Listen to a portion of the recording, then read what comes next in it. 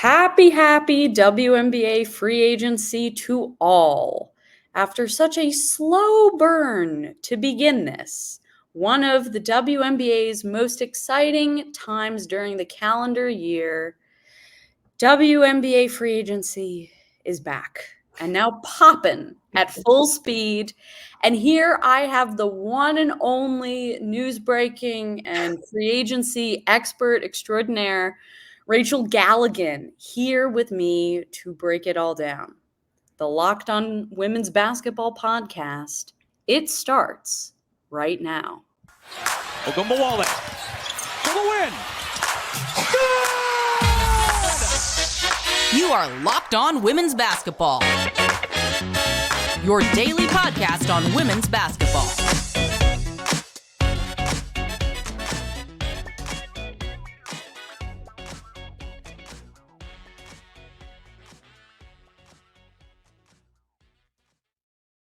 Hello, happy Friday, and welcome. You are locked on to women's basketball. I'm Jackie Powell. I'm one of your Friday hosts on the program. I cover the New York Liberty at the Next, and I've covered women's basketball nationally at many other places. Thank you for making Locked On Women's Basketball your first listen every day.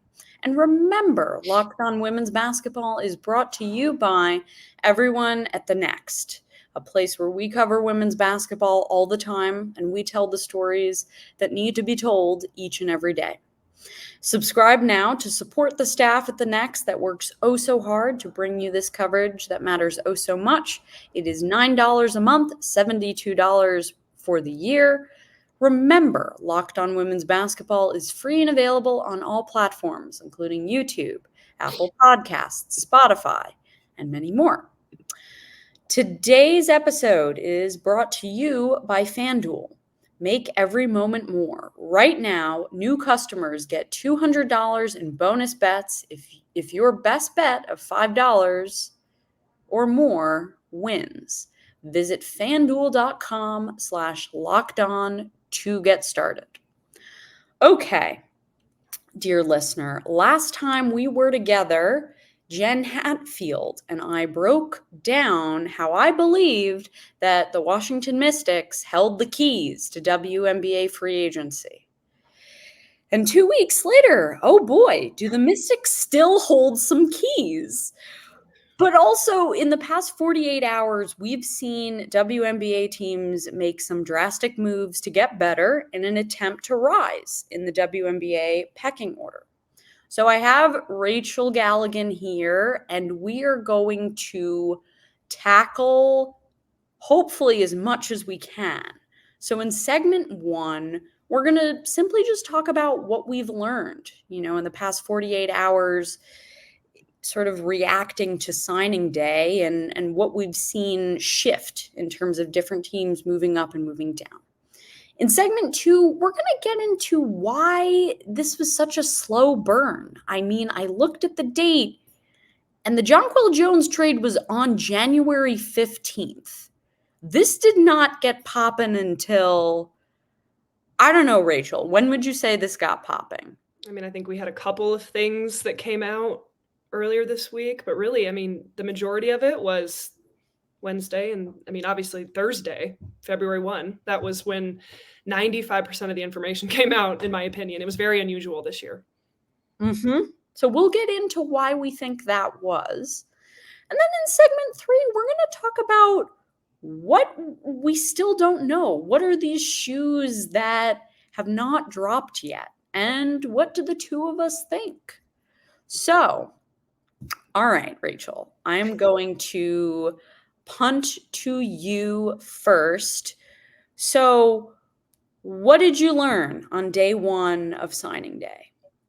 All right. Well, I could go on for probably 30 minutes about this. And so I was trying to prepare for the show, and I'm like, let me be concise here so I don't just talk for 30 minutes. I think my first initial thoughts, the Minnesota Lynx and the Atlanta Dream improved. They added some pieces to their roster that I think really filled some holes and some needs. We had some shockers with the return of Tina Charles to Atlanta.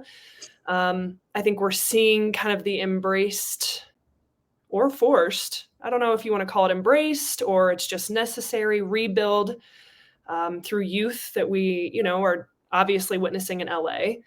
It's a new era. And I think it's a new era in Washington as well. A lot of changes there. We know that Natasha Cloud's on the move, Elena Delle Donne, pending that trade. We'll see what happens. But so, between those 4 teams, I think Phoenix is going to try and throw all the chips on the table and try and win and be as competitive as they can right away in the remaining time Taurasi has left. And I think you see Chicago striking out left and right, in my opinion. I had said a couple times on a couple previous shows, I felt like there were going to be 2 teams that just really struck out and were not able to attract top free agents. And it feels like those 2 teams right now are Chicago and Los Angeles. Now, obviously, we still have dominoes that need to fall. The biggest one is Nneka Ogwumike, in my opinion. So we'll see what happens there. But that's just kind of my initial thoughts. Absolutely. I mean, what's interesting about the Sparks, though, is I have a lot of respect for how they've embraced it. Yeah. Because you sort of see something completely different in Chicago. Like we think back to, I guess it was a year ago, when all of their free agents, that core of Vander Quigs, Candace, don't remind me. Those were the days. When they all dispersed. Yeah. And then they dispersed all of their assets.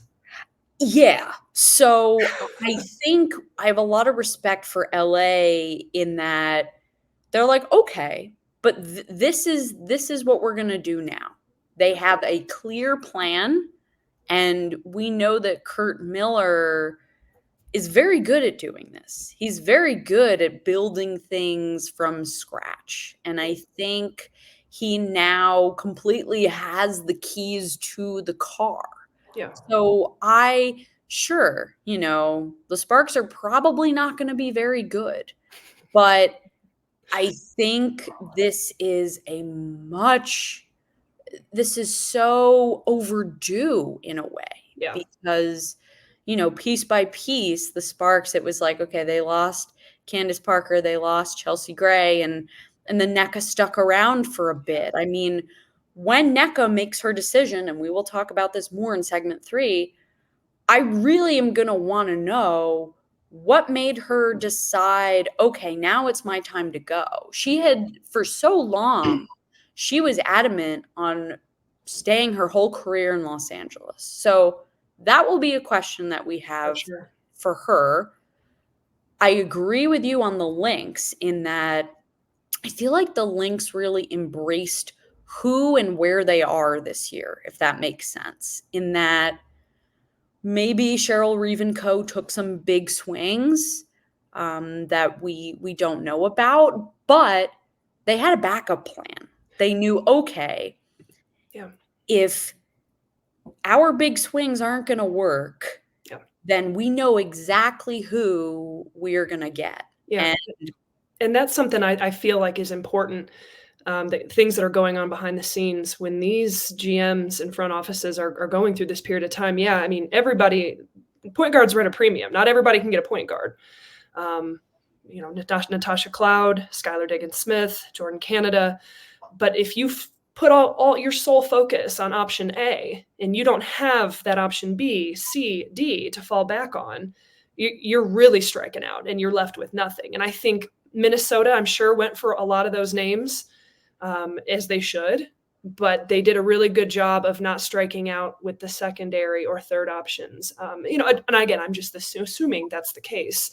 But they got solid pieces and they added parts to their roster that they didn't have last year. And I think they added a little bit of depth. And so I have to credit Minnesota and the job they did this free agency. I think it was solid. Absolutely. I mean, do I think the Lynx are ready to compete with the Aces and the Liberty? No. But do I think they will be a better basketball team? Absolutely. And I think that net rating is going to come up because, sure, the Lynx got to where they were in the playoffs, but they were not a very good team if you look at that net rating and if you look at their defense and the rim protection and the shot creation. Yeah. The one thing about Atlanta that confuses me, and I don't know how you feel about this, and once we tackle this, we'll then take our first break, but Aerial Powers was a shock for me in Atlanta. Tina Charles, that made sense because they needed more size in the post. They needed a rebounding presence. And also, Tanisha Wright and Tina Charles have a pretty long history, so that didn't surprise me. Right. But Aerial Powers did. Have you sort of reached any sort of rationale for that signing? I got to agree with you on that one. I think it's a breath of fresh air for Powers. I think we all knew that it was probably time for a move and a change for, Powers in Minnesota to part ways.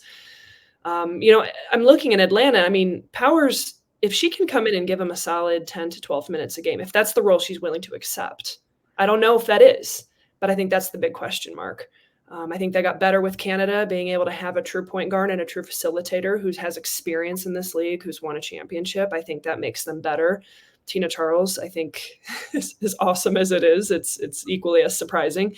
But I agree, the Powers part of that, I think maybe part of it is, again, I haven't seen the exact numbers. I'm sure Richard Cohen put them out, but, the role and the type of role, and I'm sure it had to be appealing to Powers to go to Atlanta, which is a team that is trending upward. They're continuing to build. They're trying to just fine tune some things. And I think size and depth is a part of it. But what type of role is she willing to accept there in Atlanta? That's my biggest question mark. I couldn't agree more. And I've been saying for a while, Atlanta they are on the road to becoming one of those destination franchises. And the reason is Atlanta is a very up and coming and exciting city. Atlanta also has investment. They may have some issues when it comes to their arena, but they do have a place to practice. They have an ownership group that treats the players very well. Yeah. And they have a general manager who knows the salary cap as well as anyone. Yeah. So I'm not surprised that Atlanta made the moves that they made, because to win in this league, you need veteran leadership. Mm-hmm. And so before we hop to our first break, I know we wanted to touch on Indiana briefly and in signing Katie Lou Samuelson. So Rachel, why did you think that was so huge for the Fever? I felt like going into this free agency, Indiana has been very meticulous in how they are building and taking a step every single year. And we know the talent they have on this team. We know the youth they have on this team, combined with obviously Mitchell and some veteran pieces. But I did feel like, okay, someone asked me, what is one thing you feel like Indiana needs in free agency? And I said, they need an affordable veteran who is going to be good for the locker room, who is a true pro and who can come in, be versatile, contribute. And I kept racking my brain. I was like, who is it? Is it someone like a Beck Allen? That was immediately where my mind went. I didn't know if they could pull it off. But I'm going around in my mind. And when I heard the news, I was like, that's perfect. That's perfect. That's exactly what a piece that Indiana needs. I'm excited to see Katie Lou back in the league. And I just think it's a really good match. It's a good pairing for what probably both parties are looking for at this point. And it just really impressed me because I think she can go in and continue to be that veteran presence and that, kind of older, versatile player that can kind of bring the rest of this team along. And I mean, we know this team's going to continue to get better. At least I feel like they will. So to me, that was one of my favorite moves. Absolutely. Absolutely. Indiana was improving on the margins. And I think they know who they are. They know that they're not this destination franchise. They know that Indianapolis is not this amazing city, but they know that they're going to become pretty attractive when it's like, oh, you can play with Aaliyah Boston, potentially Caitlin Clark. Right. But couldn't agree more. Okay, coming up, we are going to discuss why free agency felt very different this year. Slow burn and then explosion. But first, I do want to talk to you all about our friends at FanDuel. And so the happy almost Super Bowl to all who celebrate from FanDuel, America's #1 sports book. Just want to say, though, the Super Bowl is next weekend. It's not this weekend. This weekend is the music Super Bowl for music nerds like me. It is the Grammys. But anyway, if you, when the Super Bowl does come around, if you are like me, Super Bowl Sunday is all about scoring the best seat on the couch, grabbing your favorite snacks, maybe some guacamole, maybe some wings, and placing some super bets. So again, as a music nerd, I love the halftime show, some of the ads, and for a long time when I was watching the NFL, I did actually enjoy the game itself.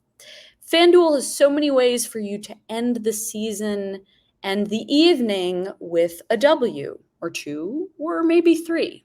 Not only can you bet on who will win Super Bowl 58, but FanDuel also has bets for which players will score a touchdown, how many points will be scored, and many more.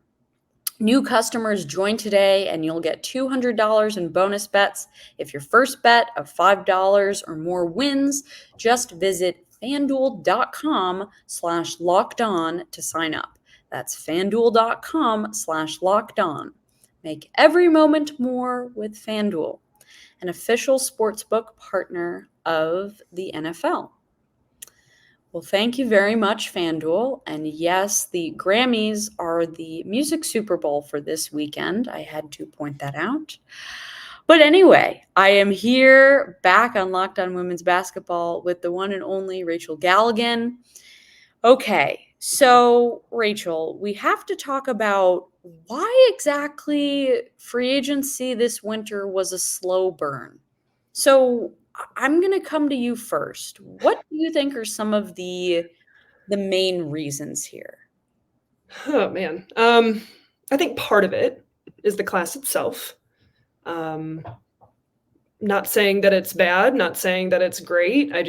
Maybe some of it has to do with the amount of players. We did see a lot of players that were extended during the course of the season.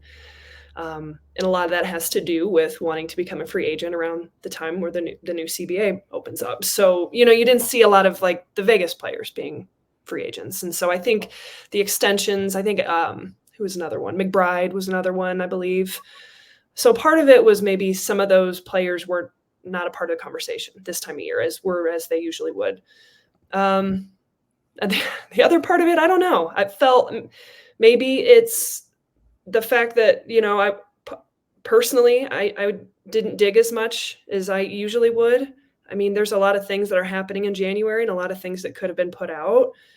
I didn't have the opportunity professionally to be able to do that. And I'm not saying I'm the only one that does those things.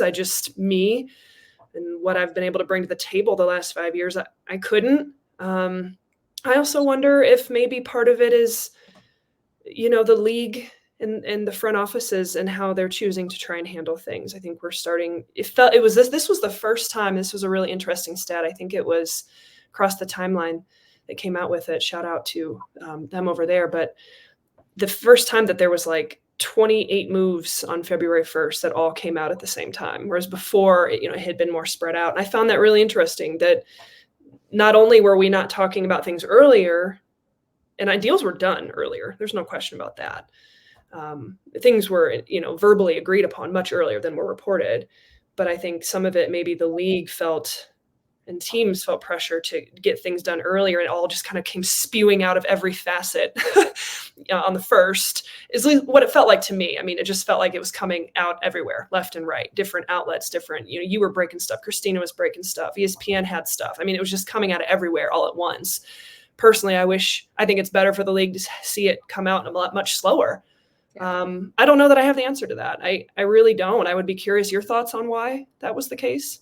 Absolutely. I mean, I think I agree with you. I think it's better for the league when it is spread out because then there's more chatter. There's more chatter. I mean, for me, it was there's more room for analysis and pieces to be written, yes. in podcasts and these types of conversations to happen. And when it comes out, it's just like the Band-Aid got ripped off and everybody's sitting here today trying to digest what happened.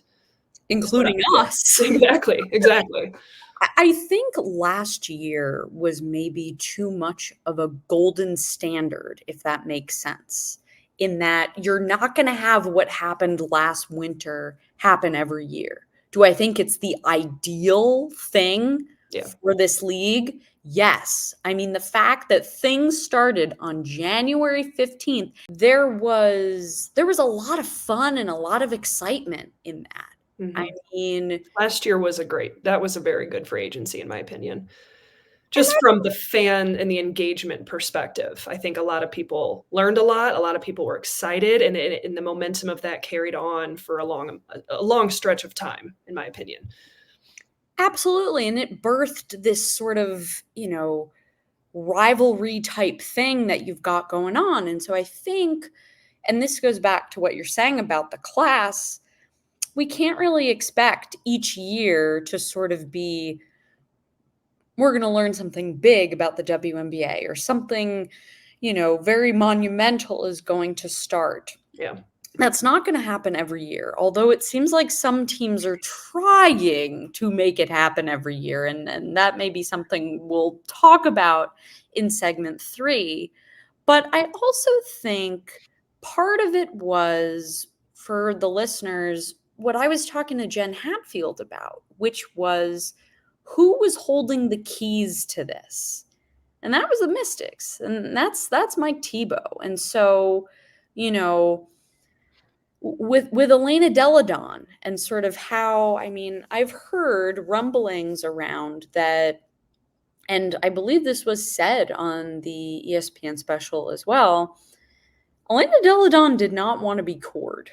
She was trying to, I even heard something where she was trying to retire, so then she didn't have to be cored, and she wanted much more agency. And, Mike Thibault is one of the most intelligent and strategic general managers in this league, and he has been for a very long time. And so there was no way that he wasn't going to try to get value for her.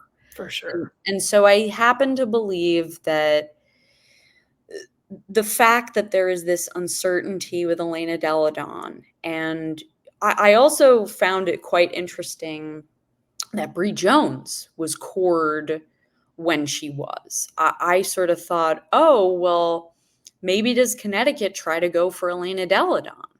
But because they're quite close. But it seems, based on what Elena Delle Donne's preferences are, she doesn't care if she's out west. She seems to want something in particular.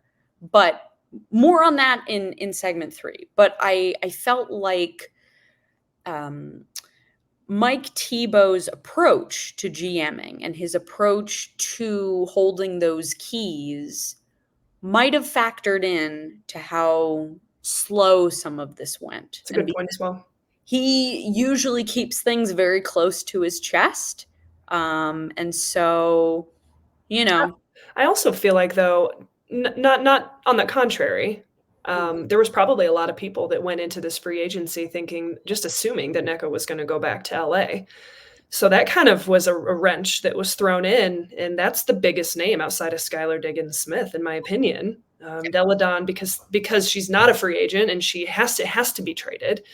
We'll see what happens there. I think we all have a pretty decent idea how that's going to play out, but you never know. Crazy things happen every day. But I do think the Nneka piece of that has really, Nneka and Skylar Diggins-Smith have really taken this thing. They've been the biggest talking points, in my opinion. And right now, the momentum, and they did a great job on ESPN yesterday, building that up, really the drama around Nneka's decision, the final 3, the visits, and the pictures on social media. So I think that move in itself kind of, has given some spice to this. Absolutely. I mean, we'll talk about Nneka Ogwumike so much more in segment 3. But first, I am going to remind the listeners about our friends at Prize Picks. So, with basketball season here, and I will say it's college basketball and then the NBA here, you can pick combo projections across football and basketball from the Specials League, a league created specifically for combo projections that includes 2 or more players from different sports or leagues. For example, LeBron James and Travis Kelce at a 10.5 combo of 3 points made and receptions. Want to play alongside some of Prize Picks' favorite players like rapper Meek Mill and comedian Andrew Schultz? You can find community plays under the promos tab of the app to view entries from some of the biggest names in the Prize Picks community each week. But anyway, go to prizepicks.com/LockedOnNBA and use code LockedOnNBA for a first deposit match up to $100. prizepicks.com/LockedOnNBA and use the code LockedOnNBA. Daily fantasy sports made easy. That's Prize Picks. And I have to remind you all about Locked On Sports Today, which I probably should have reminded you all about earlier, but Locked On has launched its first ever national sports 24/7 streaming channel on YouTube. Locked On Sports Today is here for you 24/7, covering the top sports stories of the day with local experts of Locked On, plus national shows covering every league. Go to Locked On Sports Today on YouTube and subscribe. Thank you, Locked On Sports Today. And so, yes, we are now back for the final segment where we're going to talk about these shoes that need to drop. So should we lay out all the shoes and then go right into Nneka first? I think that's how we'll do it. Let's do it. So the big shoes that need to drop are Nneka Ogwumike, Elena Delle Donne, which we believe is, it has to happen through a trade. Bree Jones, will the Connecticut Sun sign her or will they trade her? DeWanna Bonner. And last but certainly not least, Rebecca Allen, who, as the listeners may know, does hold a special place in my heart, point of personal privilege here. When I first started covering this league, Beck was one of the first people I got to cover, and she always made me feel comfortable and like I was okay, and that if I got anxious or nervous, it was going to be okay. So anyway, little sidetracking there. Okay, those are the shoes that need to drop here. So is it fair, Rachel, to say that Nneka is sort of going to be the shoe that maybe pinballs the rest of this? Like, this is the shoe that's going to set all the other moves into action. For sure. I mean, that's immediately, I think, where your mind goes. But I am not. I think a close second is DeWanna Bonner. Seriously, I the more I think about it and the more I'm hearing, I'm really wondering. Like, at first I was like, oh, it's just a shoe and she's going to be back at Connecticut. But now I'm like, do we see her in Las Vegas? Do we see her in Phoenix? I don't think those things are off the table, at least right now. And so depending on those two, I think those are the biggest dominoes, probably one depending on the other. We know Nneka's top 3. It's going to be Chicago, New York, or it's going to be Seattle. In my opinion, it's probably between New York and Seattle. Again, that's just my opinion. It doesn't mean anything, everybody. But DeWanna Bonner as well. I mean, how much, if Bonner goes back to Phoenix and say Rebecca Allen goes to Phoenix and this trade goes down, how does I don't know enough right now to crunch the numbers and figure out the cap space to be able to make all of that work. I was trying to do it yesterday and I just gave up. So I think those two, in my opinion, are huge. I mean, those are the conversations that are going on right now as we're speaking. Yeah. I mean, to clarify to the listeners, when it comes to the Elena Delle Donne trade, she has indicated that Phoenix, I believe it was said on the ESPN special, or before she was cored, she was very interested in the Phoenix Mercury. She was also very interested in the Las Vegas Aces, but The Aces don't really have room for Elena Delle Donne. That's the thing people need to understand. They're, in terms of assets and what they're going to trade, like that doesn't make sense to me. It doesn't make sense. Who has what Washington's going to want? And that's Phoenix. I mean, all signs point to that. Vegas can't just go bring her on. They're going to have to send something to Washington. And I don't know what that's going to be that's of value to them. That's where I do not see that happening whatsoever. I mean, Mike Thibault, as we said earlier, he's going to want a pretty As he should. Yeah. Could Mariah Jefferson be flipped also to Washington? Pretty big possibility. I know they love Mariah Jefferson over there. I know that Diana Taurasi was adamant about having another UConn face on roster. So that's a big contract, though. So it would be big for Phoenix to get that off the books and the moves they could potentially make. But we probably, again, without looking at the numbers in front of me, I would assume Washington has the cap space to cover that. But that's a great point. I hadn't thought about that yet. So, okay. So back to Nneka Ogwumike, because she's playing this up. I mean, we talked about how last free agency was so exciting with Stewie's decision, and now we have the Nneka decision. And to be quite honest, I think there is a lot. I mean, I agree with you. I think there is a top two in Seattle and New York. And so I want us to break down those options for Nneka. So Rachel, first, what is the case for Nneka going to Seattle? I think I want to fall short of another super team. I really do, because I think that's saying too much. But the possibility of teaming up with Jewell Loyd, teaming up with Skylar Diggins-Smith has got to be appealing. We have seen a trend in the last few years, all these players wanting to team up together and play together, and see what they can do, see how they can win together. And we know that people are attracted to certain franchises. I think Seattle is still very much one of those organizations that still has an allure to them, from the facilities, from the fan base. Now, do they have the mega crazy owners that are all sorts of money? No, but I think they're right there in terms of just what's the word I'm trying to say? Just the status as an org. Yeah, investment. That's kind of a broad term, but like, if I'm a player, like when I hear Seattle, the history of it, they're kind of in a new era. You have a chance to play with Jewell Loyd, Skylar Diggins-Smith, their fan base, the city itself and the way they embrace the game of women's basketball, the new arena. I mean, that is appealing, and that's what players want to be a part of. And so I think ultimately it really does. It comes down to, and I don't want to take your spot when you're going to make the argument for New York, but I think it's going to come down to what type of role does she want to have?